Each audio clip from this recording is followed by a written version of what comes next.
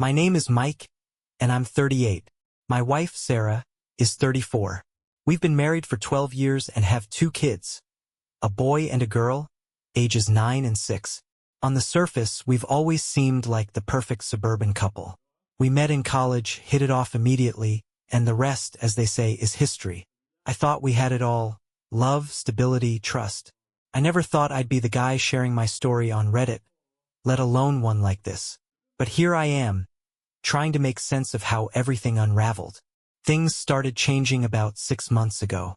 Sarah became different. It was subtle at first. She'd always been lively, quick to laugh at my dad jokes, and present in our family life.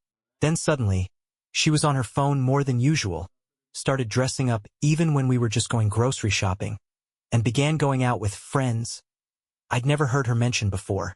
I brushed it off. I didn't want to be that guy, the paranoid husband, but something about her new energy felt off. She was still loving, still doing her part as a mom and partner, but there was an edge to her I couldn't quite put my finger on. I chalked it up to mid-30s blues or maybe wanting more excitement in her life.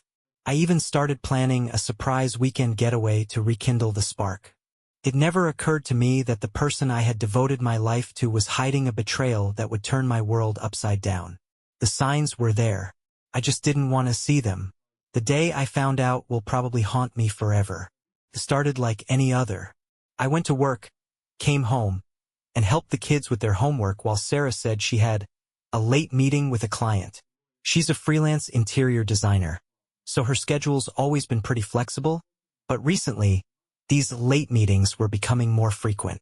That night, after the kids were in bed, I went into our bedroom to watch TV. Her iPad was sitting on the nightstand. Normally, I wouldn't touch her devices.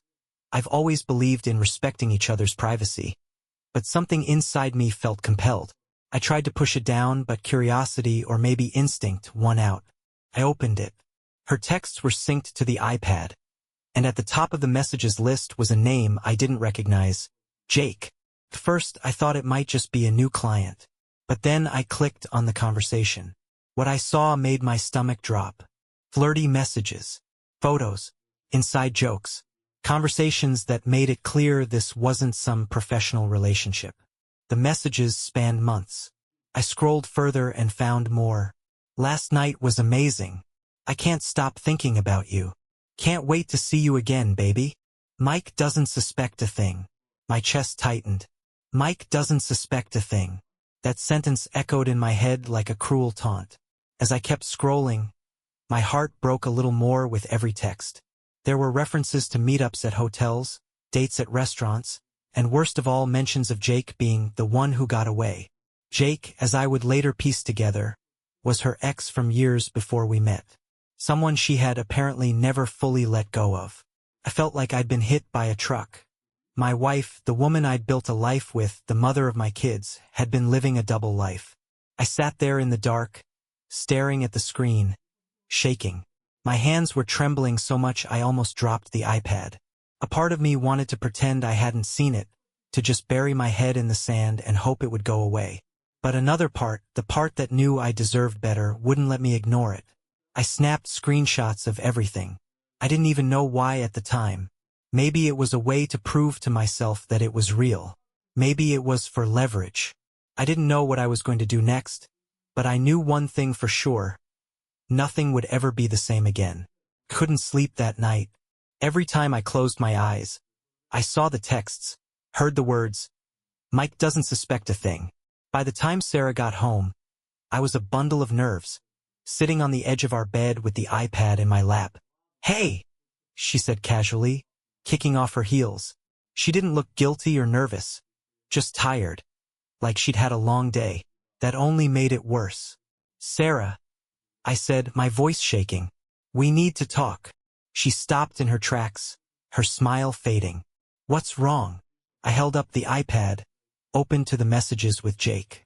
"This." Her face went pale. For a moment, she didn't say anything, just stared at the screen like it might somehow disappear if she looked hard enough. Then she stammered, "Why were you going through my stuff?" I almost laughed. Really? That was her first response? "Don't turn this around on me. Explain." Now. She started pacing, running her hands through her hair. It's not what it looks like, she said. Classic. Then tell me what it is, Sarah. Because it looks like you've been screwing around with your ex-boyfriend behind my back. Her defenses kicked in. It's not like that. Jake and I have history, okay? He reached out a while ago, and we started talking. It was innocent at first, but... She trailed off, avoiding my eyes. But what? I pressed, my voice rising. She finally looked at me, tears welling up. It didn't mean anything, Mike. I swear. It was just, I don't know, a stupid fling. I wasn't thinking straight. I felt a wave of anger surge through me. Didn't mean anything? You told him he was the one who got away. You told him I don't suspect a thing. Don't lie to me, Sarah. How long has this been going on? She hesitated, then whispered, 6 months. 6 months. Half a year of lies, sneaking around, and betrayal. I wanted to scream, to throw something, but I held it together. Barely. And the kids? Did you think about them while you were off playing house with Jake? Or was I the only one keeping this family together while you were out living a fantasy? Her tears were flowing freely now. I'm sorry, Mike. I know I screwed up. I'll end it. I'll block him. Please, let's just move past this. Her words felt hollow, like she was only saying what she thought I wanted to hear. I couldn't tell if she was truly remorseful or just sorry she got caught. I stood up, my fists clenched at my sides. We're not moving past this, Sarah. Not tonight. I need time to think. And you need to figure out what the hell you want because I can't do this anymore. I left the room, ignoring her pleas to talk. I needed space, air, anything to clear my head. All I knew in that moment was that the woman I thought I knew had become a stranger, and the life we'd built together suddenly felt like a lie. I spent that night in the guest room, staring at the ceiling, replaying everything over and over in my head.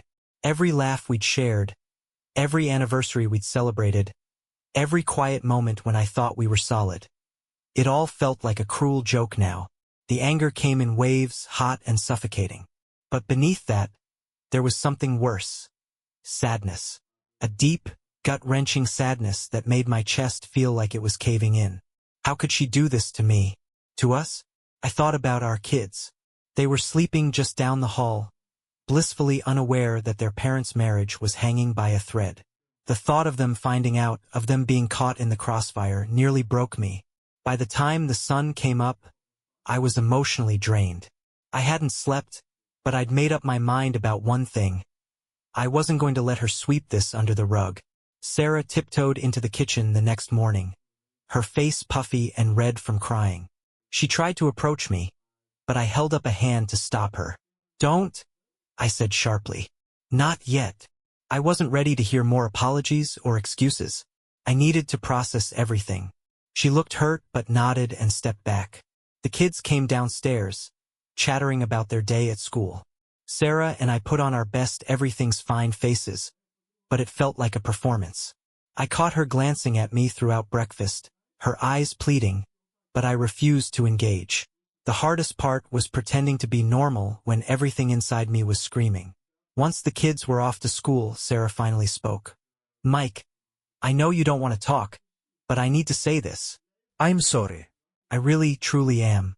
I don't want to lose you or the kids. Please, give me a chance to make this right. I looked at her, and for the first time, I saw the cracks in her confident exterior. She looked small, fragile even, but I wasn't ready to let my guard down. You don't get to decide what happens next, Sarah. You've had 6 months to think about what you wanted. Now it's my turn. She nodded silently, tears streaming down her face. I wanted to feel pity, but all I could manage was bitterness. This was her mess, and I wasn't going to clean it up for her. I needed time to figure out what I wanted, but deep down, I wasn't sure if forgiveness was even on the table. I had always thought I'd do anything to keep our family together. Now I wasn't so sure. As the days went on, I started to notice more inconsistencies in Sarah's behavior.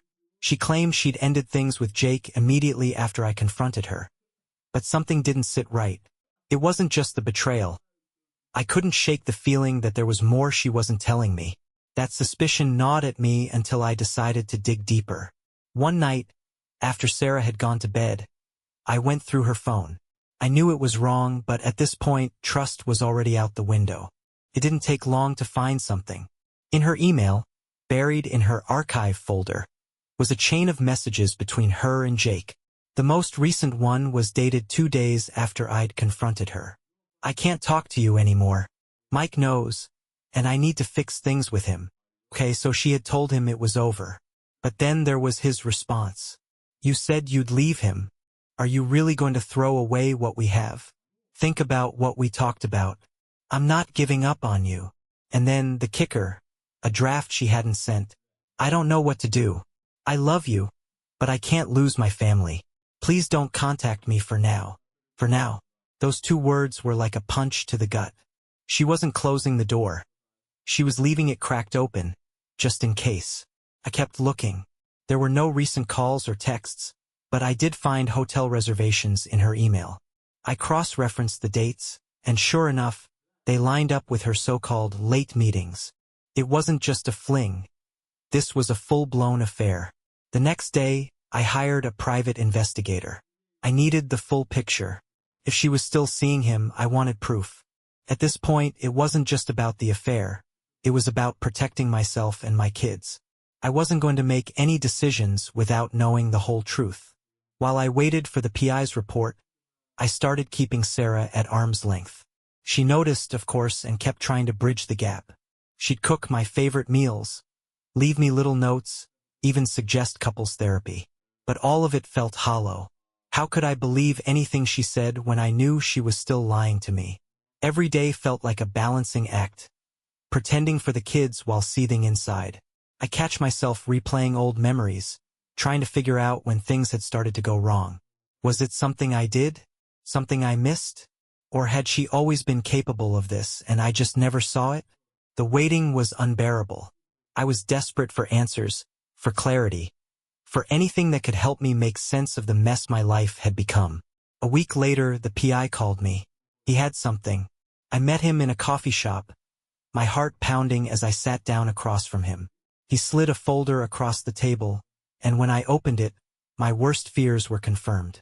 Photos of Sarah and Jake, together at a hotel just 3 days ago. Him holding her waist, her laughing like she didn't have a care in the world. They looked like a couple. Not 2 people who were supposed to be over. But that wasn't all. The PI had also dug into Jake's background. Apparently, he wasn't just some ex-boyfriend pining for a lost love. He was a train wreck, a man with a history of failed relationships, financial instability, and, get this, a criminal record. Fraud, of all things. I felt sick. This was the guy she was risking everything for? A con artist with a bad track record? Couldn't wrap my head around it. Armed with the PI's report, I knew what I had to do. I wasn't going to confront Sarah just yet. I needed to make sure I was prepared for every possible outcome. Divorce wasn't off the table anymore, and if it came to that, I wanted to protect my kids and my assets. I scheduled a meeting with a divorce attorney. It wasn't an easy decision, but I had to be practical. Sarah had broken our vows, and I couldn't let her betrayal destroy me or my children's future. Still, I wasn't ready to pull the trigger yet. Part of me wanted to see if she'd come clean on her own, but another part, the angry, vengeful part, wanted to see how far she'd go to keep lying. That night, I acted normal. I kissed the kids goodnight, made small talk with Sarah, and even laughed at one of her attempts to lighten the mood. Inside, though, I was simmering. The next day, I sent the kids to my parents' house for the weekend. I didn't want them around for what was coming. When Sarah came home that evening, I was ready. I had the photos, the emails, and the receipts from the hotel reservations laid out on the kitchen table. She froze when she saw them. "What's this?" she asked, her voice trembling. I leaned back in my chair, my arms crossed. "This is the truth, Sarah. Your truth. Care to explain?" Her face went pale, and for a moment, she didn't say anything. Then, in true Sarah fashion, she started with denial. "This isn't what it looks like." I shook my head. Don't insult my intelligence. I hired a PI. I know everything. Her facade cracked. Tears filled her eyes, and she collapsed into a chair. "I'm sorry," she whispered. "I didn't know how to stop." I stared at her, waiting for more. She finally looked up, her face a mess of guilt and regret. "It wasn't supposed to go this far. I missed how he made me feel back then. It was stupid. I was stupid." I let her talk, but I wasn't really listening. I'd heard enough excuses. What I needed now was a plan. And revenge. As Sarah sat there, crying and trying to explain herself, I felt an eerie calm settle over me. The anger was still there, simmering just beneath the surface, but now it had a focus. I wasn't going to let her walk away from this unscathed. "Here's what's going to happen," I said, cutting through her blubbering. "You're going to stop talking to Jake. Completely. Block his number, delete him from your life, whatever it takes. If I even suspect you've been in contact with him, I'll make sure everyone knows what you've been up to, your friends, your family, even the kids when they're old enough to understand." Her head snapped up, her face twisted in horror. "You wouldn't. Try me." She nodded quickly, wiping her tears. "Okay, I'll block him. I promise." But promises didn't mean anything to me anymore. I needed more. I needed her to feel the consequences of her actions the way I had been forced to. That's when I came up with a plan to hit her where it hurt the most. Her pride. Over the next few days, I acted like I was willing to work on our marriage. I agreed to couples therapy, let her apologize repeatedly, and even played the part of the understanding husband in front of the kids. She seemed relieved, thinking she was off the hook. Meanwhile, I was laying the groundwork for my revenge. I made copies of the PI's report and saved them in a secure cloud account. I started discreetly moving money from our joint account into a private one she didn't know about. I wasn't going to let her ruin me financially if things escalated. Then, I reached out to someone unexpected. Jake's ex-girlfriend, the one he'd dated before reconnecting with Sarah. Thanks to the PI, I had her contact information. I sent her a polite email explaining who I was and asked if she'd be willing to talk. To my surprise, she responded almost immediately. Her name was Megan, and she wasn't exactly a fan of Jake either. Over the phone, she told me how he'd lied to her, cheated, and even stolen money from her during their relationship. "He's a manipulator," she said bitterly. "The kind of guy who knows how to make women feel special while using them for his own gain." Her words confirmed what I already suspected. Jake wasn't just some lovesick ex-boyfriend. He was a predator, and Sarah had fallen right into his trap. I asked Megan if she'd be willing to share her story publicly if it came down to it. She hesitated at first but eventually agreed. "If it'll help someone else avoid him, then yeah," she said. With Megan on board, I felt like I had all the ammunition I needed. Sarah thought she could manipulate me with her tears and promises, but she had no idea I was already 2 steps ahead. The stage was set. All I had to do now was wait for the right moment to pull the rug out from under her. The perfect opportunity came sooner than I expected. A couple of weeks after our talk, Sarah suggested we host a small dinner party with some friends. She said it would be a good way to show that we were moving forward. I agreed, though not for the reasons she thought. The night of the party, Sarah was in her element, laughing, chatting, and playing the perfect hostess. It was almost sickening to watch her act so carefree, like nothing had happened. But I played along, smiling and making small talk while quietly waiting for my moment. Halfway through dinner, I stood up and tapped my glass. "Can I have everyone's attention for a second?" I said, my voice calm and steady. The room fell silent. Sarah looked at me with a mix of curiosity and confusion. I just wanted to take a moment to appreciate Sarah. I began, keeping my tone light. "She's been such a big part of my life. A wonderful wife, an amazing mom." I paused, letting the words hang in the air. "And, apparently, someone who's been reconnecting with her ex-boyfriend behind my back." The room went dead silent. Sarah's face turned a deep shade of red as she stammered, "Mike, what are you doing?" I ignored her and pulled out the PI's report, which I'd neatly summarized into a folder. I handed it to one of our closest friends, Linda, and said, "Here's everything. Hotel stays, text messages, the works. If anyone's curious, you can see for yourselves. Linda's eyes widened as she flipped through the folder. The room erupted into whispers and shocked gasps. Mike, stop this. Sarah pleaded, her voice shaking. Oh, I'm just getting started, I said coldly. I turned to our friends. Did you know Sarah's been seeing her ex-boyfriend? Jake? The one she claimed she was over years ago. And get this. She's been doing it for 6 months while lying to my face. Sarah tried to interrupt, but I raised my hand to silence her. You don't get to talk right now, Sarah. This is your mess, and you're going to sit here and listen.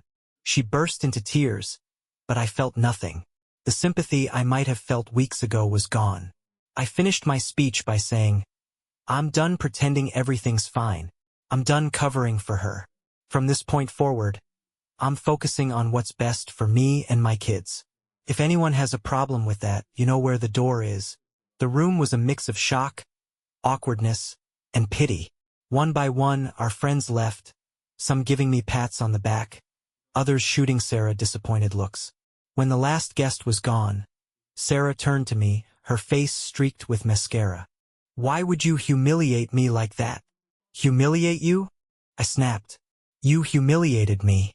You lied to me, cheated on me, and put our family at risk. All I did was make sure everyone knows the truth.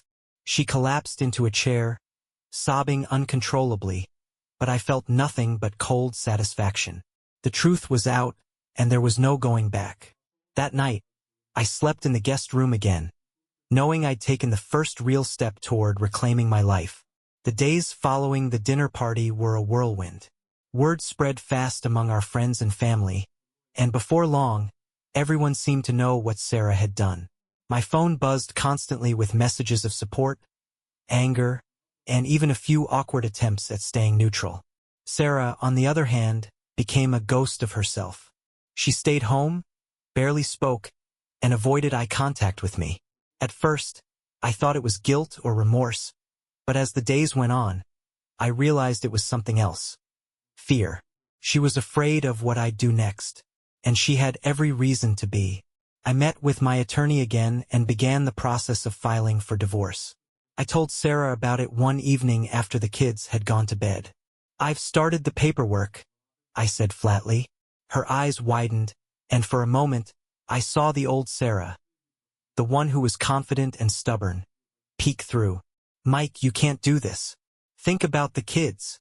I am thinking about the kids, I shot back. They deserve better than parents who stay together out of obligation while one of them lies and cheats. She tried pleading, bargaining, even blaming me. I only did it because I felt neglected, she cried. You've been so distant lately, so focused on work. I needed someone who made me feel alive again. That was the moment I snapped. Don't you dare put this on me, I said, my voice cold and firm. I was working to provide for this family, to give you and the kids a good life. And while I was doing that, you were sneaking off with Jake. Her excuses fell apart quickly after that. She broke down again, sobbing and begging me to reconsider, but I was done. The divorce process was ugly. Sarah tried to fight for full custody, claiming I was being emotionally abusive by exposing her affair, but the evidence I had gathered made her claims laughable. Between the PI's report, the hotel receipts, and even Megan's statement about Jake's manipulative tendencies, the court saw through her lies. In the end, I was awarded primary custody of the kids, with Sarah getting limited visitation. She also had to move out of the house, which was another victory for me. Jake, predictably, ghosted her once he realized she wasn't leaving me for him. Megan told me he'd moved on to some other unsuspecting woman, which only confirmed what I already knew. He was a loser, and Sarah had thrown away our marriage for nothing. I'd like to say that watching her life fall apart gave me some sense of closure, but the truth is, it just made me sad. Not for her, but for the person she used to be. For the life we could have had if she'd made better choices. Still, I knew there was no going back. Some betrayals cut too deep to heal. It's been 6 months since the divorce was finalized. The kids are adjusting well, though they still ask about their mom sometimes. I've done my best to keep things civil for their sake, but I can't deny that co-parenting with Sarah is a challenge. As for me, I'm doing better than I expected.